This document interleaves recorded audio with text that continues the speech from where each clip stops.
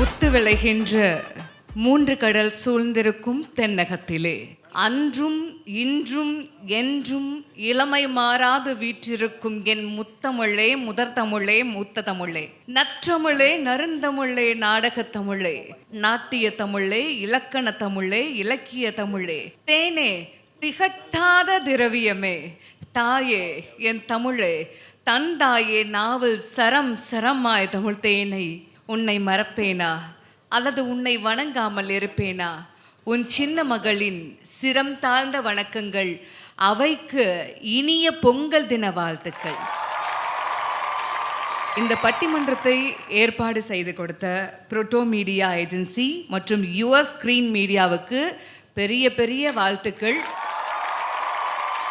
கொடுக்கப்பட்ட தலைப்பே மிக முக்கியமான ஒரு தலைப்பு. நாட்டில் இன்னைக்கு நிறைய விஷயங்கள் நடந்துட்டு இருந்தாலும் கூட நாம தமிழர்கள் நம்மளுடைய கலாச்சாரம் மொழியிலெல்லாம் எவ்வளவு ஆர்வம் இருக்குங்கிறது நமக்கு தெரியும்.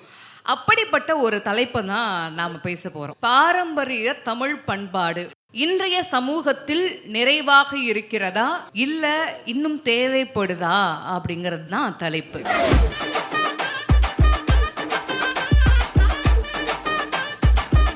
இல்லை, எங்களுடைய சமூகத்தில் நிறைவாக இருக்குது அப்படின்னு சொல்கிறதுக்கு நிறைவாக ஒரு 3 பேர் வந்திருக்காங்க. பார்த்து தான் செலக்ட் பண்ணியிருக்காங்க. இல்லைங்க, கொஞ்சம் குறைவாக இருக்குது அப்படின்னு சொல்கிறதுக்காக வந்திருக்காங்க.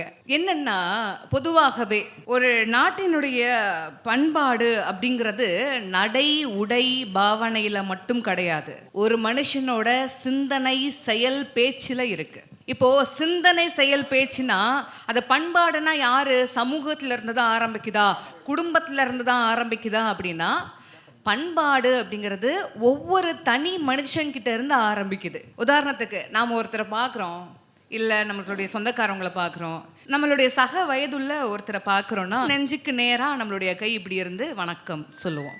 இதுவே நம்மளுடைய வகுப்பில் இருக்கக்கூடிய ஆசிரியரை பார்க்கும்போது வணக்கம் சொல்லணும் அப்படின்னா நெத்தியில் கை வச்சு வணக்கம் சொல்லுவோம். நம்ம கடவுளை பார்க்க போகிறோம் அப்படின்னா அப்போ வணக்கம் என்ன, நம்மளுடைய கைகளுக்கு மேலே குவிச்சு வச்சு கடவுளுக்கு நன்றி சொல்லுவோம். ஒரு வணக்கம் சொல்கிறதுலையே இத்தனை பண்பாடு இருக்குது அப்படிங்கிறத தமிழ் பண்பாடு அவ்வளோ விவரிச்சிருக்கு. எப்பவுமே கடல் மேலே எல்லா பறவைகளுமே பறக்கும். காக்கா மட்டும் கடல் மேலே பறக்கவே பறக்காது. எந்த காகமும் கடல் மேலே பறந்து நம்ம பார்த்துருக்கவே மாட்டோம். அப்படி பறந்து போயிருந்துச்சுன்னா சிங்கப்பூரில் காக்கா இல்லைன்னு நம்ம சொல்லியிருக்கவே மாட்டோம். அங்கேயும் பறந்து போய் காக்கா இருந்திருக்கும். ஏன்னா எங்கெங்கேயோ இருந்தக்கூடிய பறவைகள்லாம் இங்கே வந்து வேடந்தாங்கல்ல முட்டையிட்டு குஞ்சு பொரிக்குது. ஆனால் காக்காவுக்கு அந்த மாதிரி கிடையாது. சரி, காக்கா வர்றதுக்கும் இந்த விருந்தினர் வர்றதுக்கும் என்ன அப்படின்னு சொல்லி கேட்டாக்க, கடல்ல பாதி தூரம் போகும்போது அந்த வழி தெரியலன்னா அவங்க என்ன பண்ணுவாங்களாம், காக்கா ஒன்று எடுத்து பறக்க விடுவாங்களாம். காக்கா எப்பவுமே பொதுவாக நிலத்து பக்கம் பார்த்து தான் பறக்குமா. ஆக ஒரு கரையில் இருக்கக்கூடிய ஒரு பெண், யாரோ ஒருத்தர் காக்கா வந்து கடலுக்குள்ள இருந்து நிலம் வழியாக வருவதை பார்த்தாக்க, யாரோ ஒருத்தர் கரைக்கு திரும்பி கொண்டிருக்கிறார், விருந்தினர் வந்துட்டாங்கன்னு சொல்றதுக்காக தான் காக்கா கத்துச்சுன்னா விருந்தினர் வருவாங்கன்னு சொல்லி வளர்த்த தமிழருடைய மரபு நம்மளுடைய மரபு. திருமண வீடுகள் எல்லாம் வாழை மரம் கட்டுவாங்க. வாழை மரம் கட்டுதல் அப்படிங்கிறது நம்மளுடைய பண்பாட்டினுடைய தரம், அது தரத்தை குறிக்குதுன்னு சொல்லணும். அச்சதை தூவுவோம் மணமக்களுக்கு வாழ்த்த. அந்த அச்சதையில் மஞ்சளும் பச்சரிசியும் கலந்துருக்கும். அந்த அச்சதை தூவி முடிச்சு நம்மளுடைய கையை பார்த்து மோந்து பார்த்தா கூட மணமணன்னு ஒரு மனம் வந்துட்டு மணக்கும். எங்கேயோ விளைஞ்ச ஒரு பச்சரிசி, எங்கேயோ விளைந்த ஒரு மஞ்சள், இது ரெண்டும் சேர்ந்து ஒரு நறுமணத்தை தருவது போல எங்கேயோ பிறந்த ஒரு பொண்ணும் எங்கேயோ பிறந்து வளர்ந்து வந்த ஒரு பையனும் சேர்ந்து வாழ்க்கையில் மிக பிரகாசமாக வரணுங்கிறதுக்கான அர்த்தம் தான் அந்த அச்சதை தூவி அந்த மணமக்களை வாழ்த்துறது. அப்படிப்பட்ட தமிழருடைய பண்பாடு. அது மட்டும் கிடையாது, இந்த பண்பாடெல்லாம் சரி இதெல்லாம் பேசுகிறோமே, இன்னைக்கு அதெல்லாம் பண்ணுறோமா அப்படிங்கிற இன்னொரு பெரிய கேள்விக்குறியும் இருக்கு. ஒரு கவிஞன் ஒருத்தர் இப்படி எழுதினாரு, பஸ்ஸுக்குள் இடிபாடு பக்கத்தில் தடிமாடு, பண்பாடு படும்பாடு பெண் பாடு பெரும் பாடுன்னு சொன்னாங்களாம். ஸோ அந்த பக்கத்தில் இருக்கக்கூடிய சூழ்நிலையும் நம்ம பார்க்கணும்ல. மொத்தமாக எப்படி எல்லாத்தையும் வச்சுட்டு பண்பாடு நிறைவாக இருக்குது அப்படின்னு சொல்லிட முடியாதுல்ல. இன்னும் கொஞ்சம் தேவைப்படுது அப்படிங்கிறதுக்காக இன்னும் நிறைய விஷயங்களையும் நம்ம வந்து சொல்லலாம். தமிழ் பண்பாடு நிறைவாக தான் இருக்குது அப்படின்னு பேச வர வேண்டிய இவரை பற்றி சொல்லணும் அப்படின்னா, இந்த பொதுவாக எனக்கு இந்த நல்லா படிக்கிற பிள்ளைங்கள பிடிக்காது. அது ஏன்னா அதுக்கு காரணம் இருக்குது. அது அதுக்குன்னு ஒரு மூஞ்ச வச்சுக்கும். அது நம்மக்கிட்ட வேற மாதிரி இருக்கும், டீச்சர்ஸ் கிட்டலாம் வேற மாதிரி இருக்கும். ரெண்டாவது, அந்த பிள்ளை காலங்காலமாக ஒரே டைலாகை மாற்றாமல் மறக்காமல் சொல்லும், நான் ஒன்றுமே படிக்கலப்பா. இதனாலயே எனக்கு இந்த நல்லா படிக்கிற பிள்ளையே பிடிக்காது. இந்த குறிப்பை நான் ஏன் இங்கே சொல்கிறேன் அப்படின்னா, அடுத்து பேசக்கூடிய இந்த நபர் லயோலா கல்லூரியில் 2019-20 பெஸ்ட் அவுட்ஸ்டாண்டிங் ஸ்டூடெண்ட்டுங்கிற அவார்டை வாங்கின ஒரு நபர். பட் அதுக்காக இவரை பிடிக்காதுன்னெலாம் சொல்ல முடியாது. ஏன்னா இவர் மிகச்சிறந்த தமிழ் ஆர்வலர், தமிழ் உதவி பேராசிரியர். சியூனு ராமசாமி இயக்குனர் அவர்கள் எழுதிய புத்தகங்களான ஜிமிக்கி கம்மல், நினைவில் ஒளிரும் நூலை அவர் முன்னாடியே போயிட்டு இவர் நூலுக்கான விமர்சனத்தையும் பண்ணியிருக்கக்கூடிய ஒரு நபர், பேச்சாளர், எழுத்தாளர் திரு மணிகண்டன் அவர்கள். பண்பாடு இன்னும் நிறைவாக தான் இருக்கு அப்படிங்கிறத பேசுறதுக்காக வராரு. பெரிய கைத்தட்டல் கொடுத்துடலாம். அன்னை மொழியே, அழகார்ந்த செந்தமிழே, முன்னைக்கும் முன்னை முகிழ்த்த நறுங்கனியே, கன்னி குமரி கடல் கொண்ட நாட்டிடையில் மன்னி அரசிருந்த மண்ணுலக பேரரசே, தென்னன் மகளே, திருக்குறளின் மாண்புகழே, இன்னொரும் பாப்பத்தே, என் தொகையே, நற்கணக்கே, மண்ணுஞ் சிலம்பே, மணிமேகலை வடிவே, முன்னும் நினைவால் முடிதாழ வாழ்த்துவோமே என்று தமிழன்னையை வணங்கி அவையில் வீற்றிருக்கக்கூடிய நடுவர் அவர்களுக்கும் அவையில் வீற்றிருக்கக்கூடிய அனைவருக்கும் இனிய காலை வணக்கம். நம்மள நிறைய பேர் யாராவது ஒரு வீட்டுக்கு போனவனே முதல்ல என்ன கேட்பாங்க அப்படின்னா, சாப்பிட்டீங்களான்னு கேட்பாங்க. விருந்தோம்பலுக்கு அடிப்படை இலக்கணம் வகுத்து கொடுத்ததே தமிழர்கள் தான். அதனால தான் திருவள்ளுவர் என்ன பண்ணுறாரு, இல்லறவியல்ல விருந்தோம்பல்னு ஒரு அதிகாரத்தையே கூறியிருக்கார். மோப்ப குழையும் மனுச்சம் முகந்திருந்து நோக்க குழையும் விருந்துன்னு சொல்கிறாரு. நம்ம நிறைய பேருக்கு சாப்பாடு போடுவோம். சாப்பாடு போட சொல்ல கொஞ்சம் நம்மளோட முகம் மாறினா கூட சாப்பிட உட்காந்தவங்க எந்திரிச்சிருவாங்க. அப்போ விருந்து போட சொல்லக்கூட எந்த மாதிரியான முகங்கள் ரொம்ப அவசியம் அப்படின்றத சொல்லி கொடுத்தது திருக்குறள். பலர் புகு வாயில் அடைப்ப கடவுனர் வருவீர் உளிரோ. முன்னாடியெல்லாம் ஒரு காலத்தில் தானங்கள் கொடுத்துக்கிட்டே இருந்தாங்க.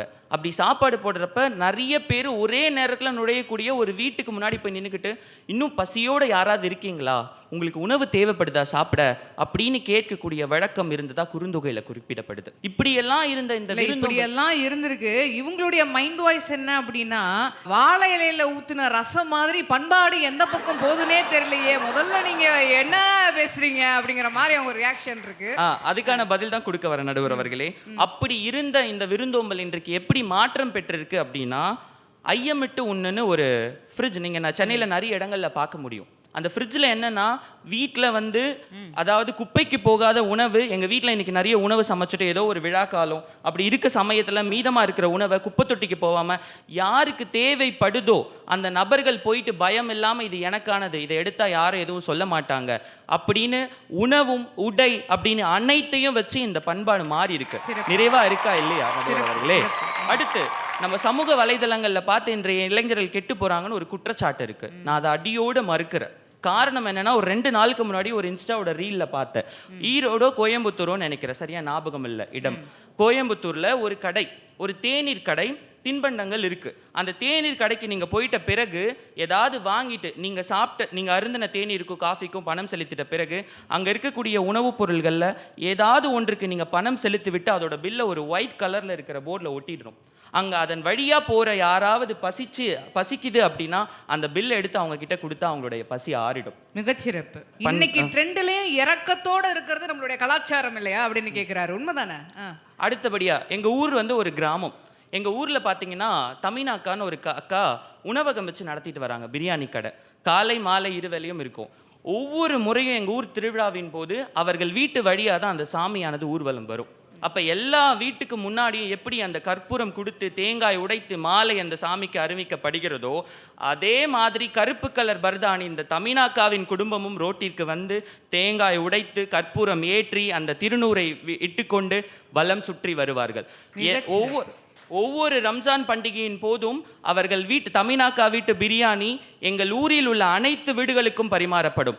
அதே போல ஊரில் திருவிழாக்களின் போதும், தீபாவளிகளின் போதும், பொங்கலின் போதும் எங்கள் வீட்டு அதிரசமும் முறுக்கும் தமினாக்கா வீட்டின் வாசலில் நிற்கும். இது அல்லவா விருந்தோம்பல்? உண்மைதான்.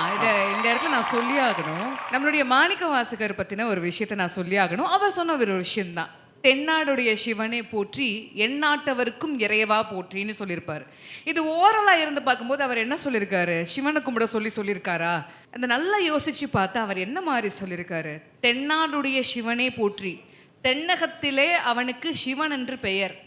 எந்நாட்டவர்க்கும் இறைவா போற்றி, ஏனைய உலகங்கள் அவரை இறைவன் என்று அறிகின்றன. நீ அல்லான்னு நினைச்சா அல்லாஹ், இயேசு நினைச்சா இயேசுன்னு அவ்வளோ பெரிய தமிழ் மரபுல வந்த நம்மளுடைய பண்பாடு நிறைவாகத்தான் இருக்கு அப்படின்னு நீங்க சொன்ன ஒரு உதாரணத்தின் போது ஞாபகம் வருது. சொல்லுங்க தம்பி. அடுத்தபடியாக பாரதியார் சொல்றாரு, ஜாதி மதங்களை பாரோம் உயர் ஜென்மம் இத்தேசத்தில் எய்தினராயின் வேதியராயினும் ஒன்றே அன்றி வேறு குலத்திரனாயினும் ஒன்றே. 1000 உண்டிங்கு ஜாதி எனில் அந்நியர் வந்து புகழ் என்ன நீதி. ஓர் தாயின் வயிற்றில் பிறந்தோர் தம்முள் சண்டை செய்தாலும் சகோதரர் அன்றோ. ஒன்றுபட்டால் உண்டு வாழ்வே, நம்மில் ஒற்றுமை நீங்கள் அனைவருக்கும் தாழ்வே. நன்றி சேர்ந்திடல் வேண்டும், இந்த ஞானம் வந்தார் பின் நமக்கேது வேண்டும். யாதும் ஊரே யாவரும் கேளீர் அப்படின்னு கணியன் பூங்குன்றனார் சொல்றாரு. மூவா ஒரு உரைநடையில சொல்றாரு, இந்த உலகம் வளர்ந்து கொண்டே இருக்கிறது, சமூகம் வளர்ந்து கொண்டே இருக்கிறது. இந்த உலகத்தின் வளர்ச்சிக்கும் சமூகத்தின் வளர்ச்சிக்கும் எவன் ஒருவன் ஒன்றவில்லை எனில் அவன் இந்த சமூகத்திலிருந்து சிறிது சிறிதாக விலக்கப்படுவான்னு சொல்றாரு. கற்கை நன்றே கற்கை நன்றே பிச்சை புகினும் கற்கை நன்றே அப்படின்னு வெற்றி வேர்க்கை சொல்லுது. எப்படியாவது படிச்சிடணும். தமிழ் பெற்றோர்கள் இருக்கிட்ட ஒரு பாராட்டக்கூடிய விஷயம் என்னன்னு அப்படின்னா, தாலிக்கு ஒரே ஒரு கிராம் தங்கம் இருந்தாலும் அதை அந்த அம்மா தன்னுடைய குழந்தையோட பள்ளி கட்டணத்துக்கோ கல்லூரி கட்டணத்துக்கோ செலுத்த வேண்டிய ஒரு சூழல் வந்ததுன்னா எந்த ஒரு தயக்கமும் இன்றி அதை எடுத்துகிட்டு போய் அடமான கடையில் வச்சு என்னோட பிள்ளையோட படிப்பு தான் எனக்கு முக்கியம், படிச்சுட்டா எல்லாத்தையும் சாதிச்சிட முடியும் அப்படின்னு சொல்கிற அளவுக்கு நம்மளுடைய தமிழ் சமூகத்தில் கல்வி ரொம்ப போற்றப்படுது. இப்படி இருக்கிற ஒரு சூழலில் எப்படி நடுவர் அவர்களே நம்மளுடைய பாரம்பரிய தமிழ் பண்பாடு இன்னும் தேவைப்படுதுன்னு நம்ம பேச முடியும்? நம்மளுடைய வாதத்திற்கு வேண்டாம் நடுவர் அவர்களே, ஆடை மாறி இருக்கு, இலக்கியங்கள் மாறி இருக்கு, இன்னும் நிறைய தேவைப்படுது அப்படின்னு பேசலாம்.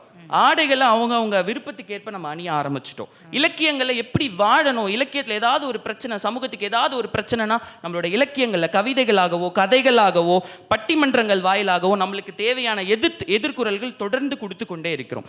இப்படிப்பட்ட சூழல்ல பாரம்பரிய தமிழ் பண்பாடானது இன்றைய சமூகத்தில் நிறைவாக இருக்கிறது, நிறைவாக இருக்கிறது, நிறைவாக இருக்கிறது என்று கூறி எனது உரையை முடிக்கிறேன். வாய்ப்பளித்த அனைவருக்கும் நன்றி கூறி விடைபெறுகிறேன். நன்றி, வணக்கம். நிறைய கேள்விகளை கேட்டார். எனக்கு இவர் கேட்கும்போது, ஆமாம் இந்த பண்பாடு நிறைவாக இருக்கிறனால தான் இன்றைக்கி 3 பேர் சேலை கட்டிட்டு வந்து உட்காந்துருக்கோம். யாரும் சுடிதார் போட்டு வந்தீங்களாமா? இன்னும் பார்த்தீங்கன்னாக்க வீரமாக இருக்கட்டும், அன்பாக இருக்கட்டும், எல்லா விதத்துலேயும் நமக்கு தேவையான அளவுக்கு பண்பாடு நிறைவாக இருக்குது அப்படின்னு ரொம்ப நிறைவாக பேசிட்டு போனார். இப்போ இதுக்கு பதில் சொல்கிறதுக்காக இல்லை, இன்னும் எங்களுக்கு தேவைப்படுது அப்படின்னு சொல்கிறதுக்காக வராங்க. ஒரு இளம் பேச்சாளர் தான். ஒரு பார்க்குறதுக்கு நான் பார்க்கும்போது ஏதோ ஸ்கூல் படிக்கிறாங்கன்னு நினச்சிட்டேன். இவங்கள ஒரு 10 வருடமாக மேடையில் பேசிகிட்டு இருக்காங்க. ஒரு எழுத்தாளர், திருவிக மாநகர் விருதில் சிறப்பு பேச்சாளருக்கான விருது வாங்கின ஒருத்தர். இந்த விருது தமிழக அரசால் அளிக்கப்பட்டது அப்படிங்கிறது கூடுதல் சிறப்பு. செல்வி தீபிகா அவர்களை இன்னும் தேவைப்படுது அப்படிங்கிறதுக்காக பேசுறதுக்கு கூப்பிடுறோம். வெட்ட வெளிகளே வட்ட நிலாவை தூணில்லாமல் ஒட்ட வைத்து அழகு பார்க்கும் இறைவனுக்கே எல்லா புகழும். உமிழ்நீரையும் தமிழ் நீராய் சுரக்க தந்த அன்னை தமிழே, அறம் பொருள் இன்பம் வீடு எல்லாம் இன்னொரு மொழிகள் இருக்குதா? அட அகத்தையும் புறத்தையும் எம்மொழி போல் வேறொரு மொழி பிரிக்குதா? தாயே முத்தமிழே, உன்னை முத்தமிட்டு வணங்குகிறேன். பொதுவான கருத்து, அதனை பொறுப்பேற்றி கூற வந்துள்ள நடுவர் அவர்களுக்கும், தப்பை தப்பென்று தெரிந்திருந்தும் தப்பை தப்பில்லாமல் சொன்னால் தப்பும் தப்பில்லை என ஆகிவிடுமா? பாரம்பரிய தமிழ் பண்பாடு இன்றைய சமுதாயத்தில் நிறைவாக இருக்கிறதா இல்லை இன்னும் தேவைப்படுகிறதா? பட்டிமன்றம் என்ற ரூபத்தில் இந்த தலைப்பு வந்துச்சோ அன்றைக்கே நம்முடைய பண்பாடு குறைந்து வருகிறது. சித்திரை திருவிழாவிலே நினைவு கூற வேண்டிய விஷயம் என்னது நடுவர் அவர்களே? நம்முடைய தமிழின் பண்பாடு. நினைவு கூறும் வகையில் தான் நாம் வாழ்கின்றோம் என்றால் இன்று பாரம்பரிய தமிழ் பண்பாடு இன்றைய சமுதாயத்தில் நிறைவாக இருக்குதுன்னு எப்படி பேசுவாங்க? என்னை பொறுத்தவரை எப்போது குடிக்கிற குடிநீரும் சாப்பிடுற சாப்பாட்டும் காசுக்காக இந்த தமிழ் சமூகத்தில் விற்கப்பட்டதோ அப்பொழுதே நம்முடைய தமிழ் பண்பாடு அழிந்து விட்டது. பண்பாடுனா என்ன? கலாச்சாரம், அதாவது கலைகளின் சாரம் என்போம். சிலப்பதிகாரத்துல மாதவி என்ற ஒரு நாட்டிய பெண்மணி இருந்தது அனைவருக்கும் தெரியும். அவள் 11 வகை நாட்டியம் ஆடியதாக வரலாறு கூறுகிறது. எப்போ? 2000 ஆண்டுகளுக்கு முன்பாக. அரசவையிலும் அரண்மனைக்குள்ளே 2000 ஆண்டுகளுக்கு முன்னால் மாதவி ஆடிய குடக்கூத்துதான் இன்றைக்கு திருச்சந்துகளில் வயிற்று பிழப்புக்காக ஆடுகிற கரகாட்டம் என்று சொன்னால் இது தமிழனின் பண்பாடும் கலைகளும் எப்படி நிறைவாக இருக்கிறது. தன்னுடைய கண்ணீரை எல்லாம் மறைத்து கொண்டு அரிதாரம் பூசிக்கொண்டு ஆடுகிற தெருக்கூத்து கலைஞர்களின் வாழ்க்கையை மலர்ச்சியின்றி இருக்கிறதே, இதுல எப்படி நிறைவாக இருக்கிறது? 3 பேர் பேசுறாங்க. அடிமையின் உடம்பில் ரத்தம் எதற்கு, தீனமச்சப்பட கோழைக்கு இல்லம் எதற்கு, கொடுமையை கண்டு கண்டு பயம் எதற்கு, நீ கொண்டு வந்ததின்னடா மீசை முறுக்கு, நெஞ்சம் உண்டு நேர்மை உண்டு ஓடு ராஜா, நேரம் வரும் காத்திருந்து பாரு ராஜா. தமிழன் என்றோர் இனம் உண்டு, தனியே அவனுக்கு ஒரு குணம் உண்டு என்று தமிழனை அடையாளப்படுத்தினார் நாமக்கல் கவிஞர். மயிலுக்கு குளிருதேன்னு போர்வ போத்தின பேகன் பரம்பரையில் வந்தவங்கடா நாங்க. முல்லைக்கு தேர் கொடுத்தான் பாரி பரம்பரையில் வளர்ந்தவங்கடா நாங்க. நீதி கேட்டு வந்த பெண்ணுக்கு தவறான தீர்ப்பை சொன்னதனால் தானே தற்கொலை செய்து கொண்ட பாண்டியன் நெடுஞ்செழியன் என்ற மானஸ்தன் பெற்று தந்த தமிழ்நாடு. இந்த மாதிரி பரம்பரையில் வந்த தமிழனை பார்த்து காலமாட்ட கொடுமைப்படுத்துறோன்னு ஒரு அமைப்பு சொன்னது. எந்த ஒரு மூதாதையாரும் வாழாத வாழ்க்கையை நம்ம 2 வருடம் வாழ்ந்தோம். வீட்டு வாசலை தாண்டி யாரும் வரக்கூடாதுன்னு திடீர்னு ஒரு அறிவிப்பு. வீட்டுக்கு போனதும் சாப்பிட்டீங்களான்னு கேட்பாங்கன்னு அண்ணா சொன்னாங்க. வந்ததும் வந்துச்சு கொரோனா, எவனா நம்ம வீட்டுக்கு வரானா, இல்ல 5 தான் நம்ம கையில தரானா. வாசல்ல குரோட்டன்ஸ் வளர்க்கும் நாகரிகம் ஒண்ணு வந்தது. கதவுகள்லாம் அடைக்கப்பட்டு திண்ணைகளே இல்லாத ஒரு வீட்டு அமைப்பு கட்டப்பட்டு வருகிறது. கேட்டுக்கு வெளியே வாட்ச்மேனு, கேட்டுக்கு உள்ள நாய், போர்ட்ல நாய்கள் ஜாக்கிரதைன்னு ஒரு பலகை. வீட்டில் ஒரு நாய் தானே இருக்கு, ஏன் நாய்கள் ஜாக்கிரதை? குருகுல கல்வி முறையெல்லாம் போய் இன்றைக்கு வர்ச்சுவல் எஜுகேஷன் சிஸ்டம், அதாவது ஆன்லைன் கிளாஸ்னு செல்லும் செல்லமாய் வளர்த்த செல்ல மகள் இன்று தொடர்பு எல்லைக்கு அப்பால் என்று ஒரு தகப்பனார் எழுதுகிறார். இதுவாது பரவாயில்ல. இந்திய காலத்து காதல்லாம் எப்படிங்க இருக்கு? சங்ககால காதல் எப்படி இருந்தது? செம்புள பயல் நீர் போல அன்புடை நெஞ்சம்தான் கலந்தனவே கலந்தனவே. அதாவது ஒரு செம்மண் தரையில மணலி விழுந்தால் அது எப்படி 2 கலக்குமோ அது போல நீயும் நானும் ஒன்றுபட்டு விட்டோம், இனி பிரிய மாட்டோம் என்று காதலன் தன் காதலிடம். கவிதை வேற மாதிரி எழுதுறாங்கம்மா. எங்க வீட்டு பக்கத்துல ஒருத்தர் எழுதிருக்கான், அன்பே நீ ஒரு மெராண்டா, நீயும் நானும் வராண்டால போறாண்டா, எப்படி இருக்கும் கிராண்டா அப்படிங்கிற லெவலுக்குள்ள போயிட்டாங்க. இப்ப அதெல்லாம் பிரச்சனை. ஆனா இன்றைய காதல் எப்படி இருக்கு? லவ் பண்ணுங்க பட் இமீடியட்லி கல்யாணம் பண்ணிக்கோங்கன்னு ஒரு ட்ரெண்ட். அட உண்மை காதலு இங்க இல்ல சித்தப்பு, இங்க ஒருத்த சாவுதான் நான் ஒருத்த வாழ்வுதான், என்னடா உலகம் இது இத்தனை கரகோ, அந்த காதலை பாவம் இது யார் விட்ட சாபம், பிளாக்லயும் பிளாக்மெயிலையும் போய் முடிகிறதுங்க இந்த காதல். இதுல எப்படி பண்பாடு நிறைவாக இருக்கும்? இதுல ஆன்லைன்ல வேற லவ் பண்றாங்கம்மா. இந்த ஒரே ஒரு விஷயத்தை மட்டும் இந்த இடத்துல நான் சொல்லியே ஆகணும். ஆன்லைன்ல கிடைக்கிற அன்பும் ஆண்ட்ராய்டு போன்ல இருக்கக்கூடிய சார்ஜும் நீடிச்சதா சரித்திரமே கிடையாது. இத தயவு செஞ்சு இது மனசுல வச்சுக்கணும். அலைப்பாயும் மனங்களில் இளைப்பாரும் இடம்தான் அது களைப்பு தந்தவுடன் பிரிந்து விடுகிறது. இப்படிதான் இன்றைய காலத்து காதல் இருக்கிறது. காதல் கூட கண்ணியமற்று போய் இருக்கிறது. நடுவர் அவர்களே, வருங்காலத்திலாவது நிறைவாக இருக்க வேண்டும் என்ற ஏக்கத்தோடு விடைபெறுகிறேன். நன்றி, வணக்கம். நன்றி நன்றி பா. நிறைய நல்ல விஷயங்களை இதெல்லாம் இப்படி குறைஞ்சு போய் கிடக்கு. இப்படி பாண்டிய மன்னன் வழியில வந்த நாம இப்படியா இருக்கு, இன்னைக்கு சூழ்நிலையில இப்படியா இருக்கு அப்படின்னு சொல்லிட்டு நிறைய நல்ல விஷயங்களை என்னெல்லாம் இந்த கேள்வி கேட்டா நான்லாம் எப்போவோ. ஆனால் இந்த கேள்விக்கு ஒன்றும் பிரச்சனை இல்லை, நான் பதில் சொல்ல வரேன் அப்படின்னு பதில் சொல்ல வரக்கூடிய இந்த நபரை பற்றி நான் சொல்லி ஆகணும். கவர்மெண்ட் நடத்தக்கூடிய தமிழக அரசினுடைய யங் கிரியேட்டருக்கான அவார்டை வாங்கியிருக்கக்கூடிய ஒரு நபர் தான் வரப்போறாரு. எனக்கு ரொம்ப பிடித்த ஒரு பேச்சாளர் நாராயண கோவிந்தன் அவர்கள் பண்பாடு இன்னும் நிறைவாகத்தான் இருக்கு அப்படிங்கிறதுக்காக பேச வர்றாரு. வாங்க தம்பி, சொல்லுங்க, பதில் சொல்லுங்க.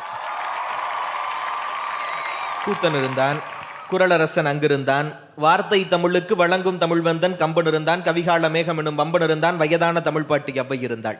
அரசியோடு சீதனமாய் புலிச்சோட நாடடைந்து புகழேந்தி வந்திருந்தான். நக்கீரன் நப்பூதன் நன்னாகன் நப்பசலை ஒக்கூர் மாசாத்தி சிலம்பெடுத்த தக்கோன் இளங்கோ, அனுபவித்து காதல் அள்ளி மணக்கு விடும் திரிகூட ராசப்பர், தேரெழுந்தூர் கம்பனுக்கே ஆண்பாளும் தேனும் அரம்பை முதல் முக்கணியும் தந்து வளர்த்து தமிழ் வளர்த்த சடையப்பர், காவலர் மூவருமே காத்திருந்த வாயிலுக்கு காவல நாம் ஏகம்பன் கவியரசி அவன் மனைவி.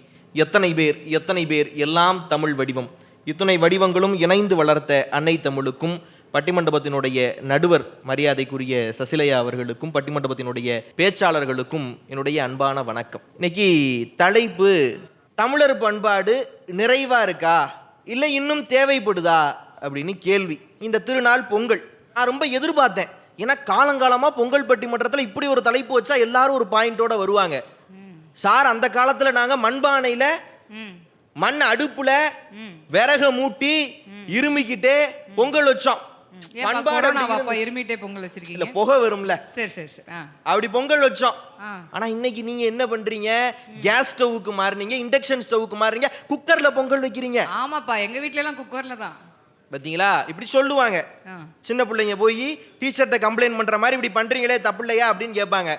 நான் என்ன சொல்றேன், மண்பானையில மண்ணடுப்புல வச்சதும் பொங்கல் தான், கேஸ் ஸ்டவ்ல வச்சதும் பொங்கல் தான், இண்டக்ஷன் ஸ்டவ்ல வச்சதும் பொங்கல் தான், நீ அங்க குக்கர்ல வச்சு பொங்க வைக்கிறதும் பொங்கல் தான்.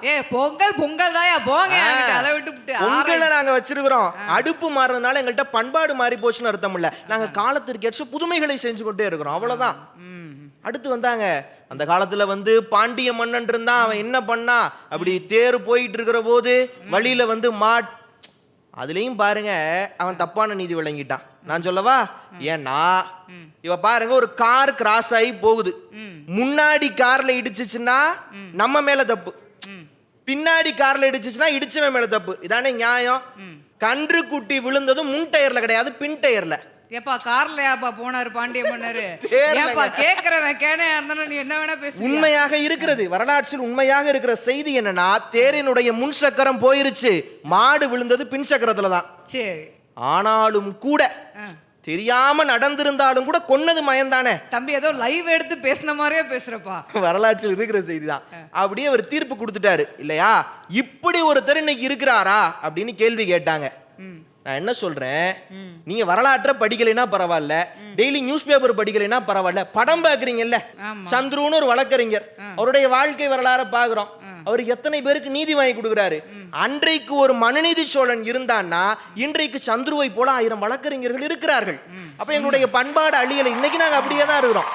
சார், பண்பாடுனா என்ன? முதல் கேள்வி, பண்பாடுனா என்னன்னு முதல்ல தெரிஞ்சுக்கணும் இல்லையா? பண்பாடு என்பது பெருசா ஒண்ணும் கிடையாது, அது வரலாறு. ஏன் பண்பாடு என்பது வரலாறு அப்படின்னா, ஒரு பண்பாடு எதை செய்ய வேண்டும் அப்படின்னா, பண்பாடு என்பது தழும்புகளை தடவி பார்த்து தவறுகளை திருத்திக் கொள்வது. போன வாரம் நான் அடுப்புல கைய வச்சுட்டேன், சுற்றுச்சு.